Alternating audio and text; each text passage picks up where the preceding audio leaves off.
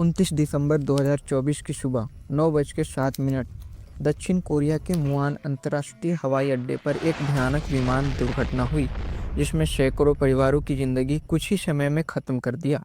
यह घटना उस वक्त तक हुआ जब एक विमान लैंडिंग के दौरान रनवे से फिसलकर दीवार से टकरा जाती है।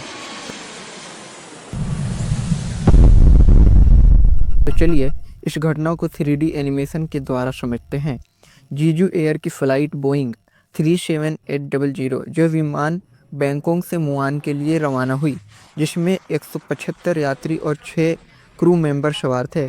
सभी ने एक सामान्य उड़ान की उम्मीद की थी, लेकिन किसी को नहीं पता था कि यह उनकी आखिरी यात्रा होगी।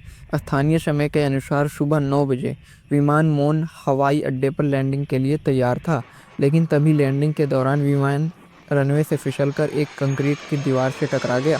टक्कर इतना जोरदार हुआ कि विमान तुरंत आग की लपटों से घिर गया।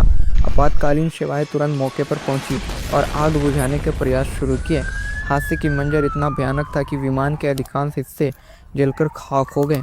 अब तक रिपोर्ट के अनुसार इस दुर्घटना में 179 लोगों की मृत्यु हो चुकी है और केवल 2 सदस्यों जीवित बचाया जा सका है, जिनमें से एक क्रू मेंबर और एक यात्री हैं, जिनकी हालत लगभग काफ़ी गंभीर है।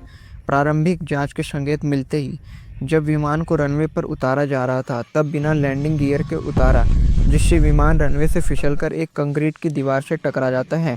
टक्कर इतना भयानक था कि पूरा विमान क्रैश हो जाता है और कुछ रिपोर्ट में पक्षी के टकराने की संभावना जताई जा रही थी, जिससे विमान के लैंडिंग गियर में समस्या उत्पन्न हुई और जिस कारण लैंडिंग के दौरान बिना लैंडिंग गियर के उतारा गया, जिस कारण पूरा विमान एक भयानक दुर्घटना का शिकार हुआ, जिसमें सवार 181 यात्रियों में से 179 यात्री मौके पर ही मौत हो गई और इसमें से केवल 2 यात्रियों को ही जिंदा बचा पाया। यह दुर्घटना दक्षिण कोरिया के इतिहास के सबसे घातक विमान दुर्घटना में से एक है। दक्षिण कोरिया के राष्ट्रपति ने इस दुर्घटना पर दुख जताते हुए कहा कि सरकार इस हादसे की संपूर्ण जांच कराएगी। आपको ऐसे ही जानकारी के लिए हमें ज़रूर फॉलो करें। धन्यवाद। Thank you so much.